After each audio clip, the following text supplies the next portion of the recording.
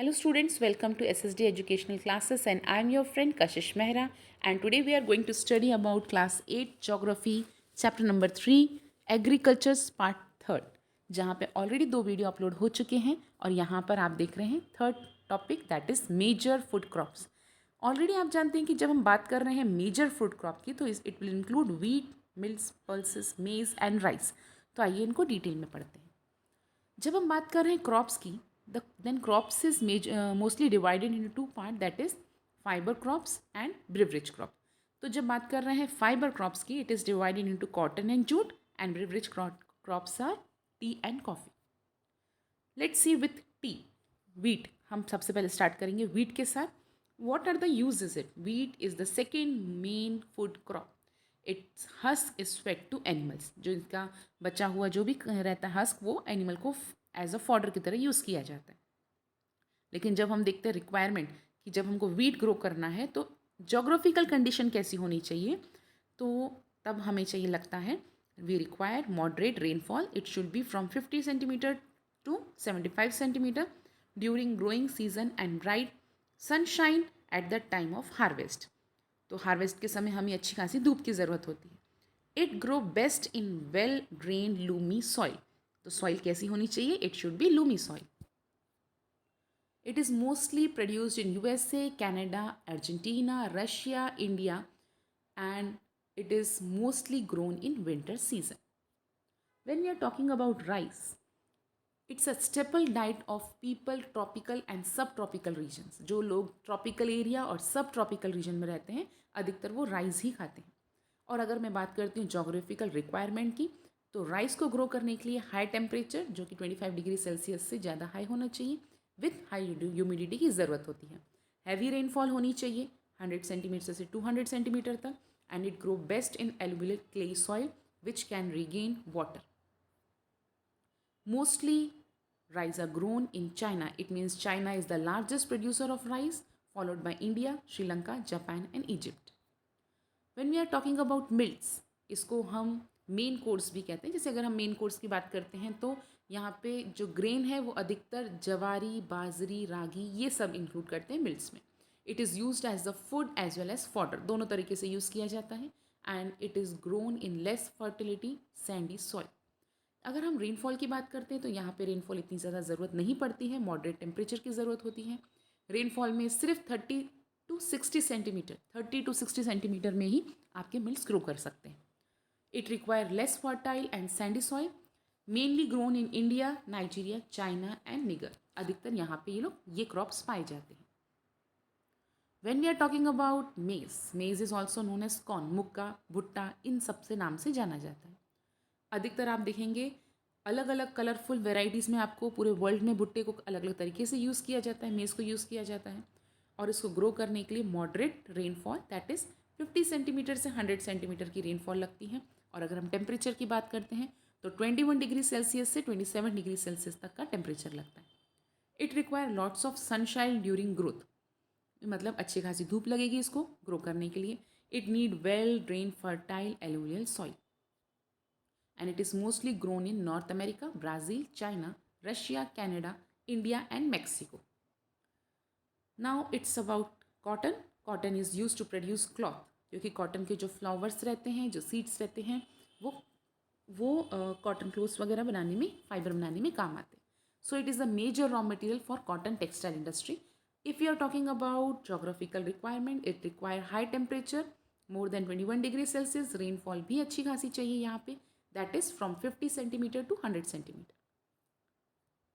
And it is mostly grown in China, USA, India, Pakistan, Brazil and Egypt.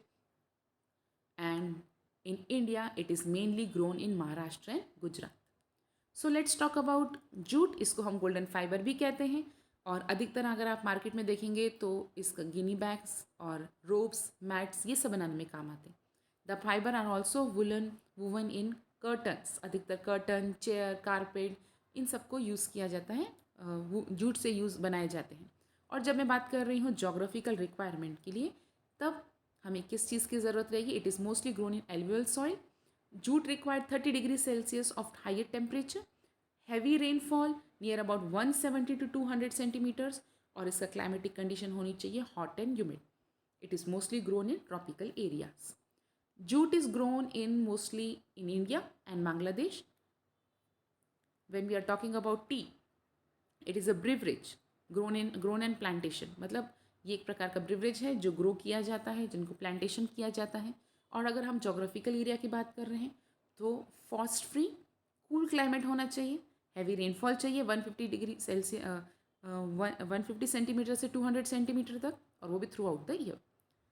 और अगर आप देखेंगे तो इनकी जो सॉइल है वो कैसी होनी चाहिए, वेल ड्रेन लूमी सॉइल होनी चाहिए.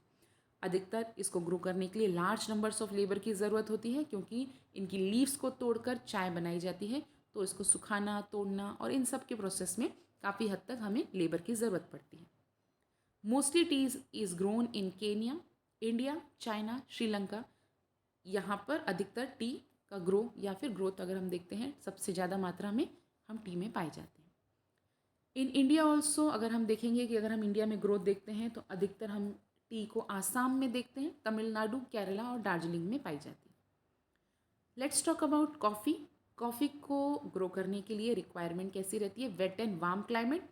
150 degree Celsius to 150 centimetre to 250 centimetre की रेनफॉल की ज़रूरत होती है. यहाँ पे वेल ड्रेन लूमी सॉइल की रिक्वायरमेंट है और अधिकतर ये हिली या स्लोपी एरिया पे ग्रो किया जाता है. Mostly coffee is grown in Brazil, Colombia and India. The cropping season in India अगर आप देखेंगे तो तीनों सीजन अगर हम राबी, खारिफ और जाइड क्रॉप्स देखते हैं तो rabi crops are grown in the month of October और इनकी कटाई होती है फरवरी और मार्च में. Mostly wheat, barley, peas, gram और ऑयलसीड यहाँ पे ग्रो करते हैं. खरीफ क्रॉप के लिए जून में इसको ग्रो किया जाता है, अक्टूबर नवंबर में इसकी कटाई होती है, मीन्स हार्वेस्टिंग होती है. राइस, मेज़, ज्वारी, बाजरा, शुगरकेन और जूट को ग्रो किया जाता है. जब हम बात करते हैं जाइड क्रॉप की तो अप्रैल में इनके ग्रो किया जाता है और जून मंथ में कटाई होती है. अधिकतर वाटरमेलन, कुकुम्बर, इस टाइप के क्रॉप जो हैं पूरे सीजन में इंडिया में ग्रो किए जाते हैं.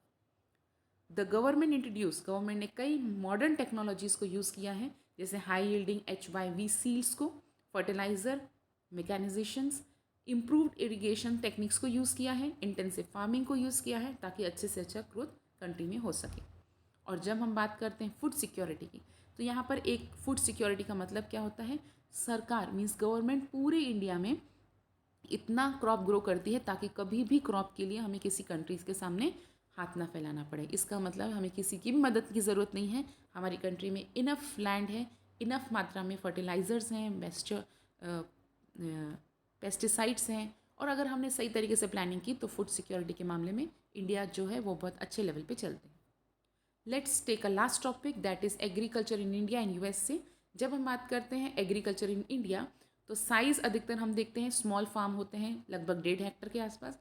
वहीं पे अगर हम USA की बात करते हैं तो लैंड का साइज़ काफ़ी लार्ज होता है, 200 हेक्टर से 500 हेक्टर के बीच में. अगर हम पॉपुलेशन की बात करते हैं 30 to 35% of the population is involve in farming, whereas only 3% of the population is involved in USA in the farming. All family members, सभी फैमिली मेम्बर्स यहाँ पे इन्वॉल्व रहते हैं. Production for the self usage भी किया जाता है और अगर सरप्लस बचता है तो इसे मार्केट में बेच दिया जाता है.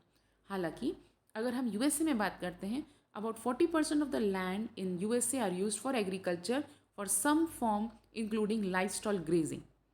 मतलब 40% का जो लैंड है वो एग्रीकल्चर के लिए यूज़ किया कर रहे हैं अगर वो, तो ग्रेजिंग, लाइफ स्टॉक सब में इंक्लूड होकर 40% आता है.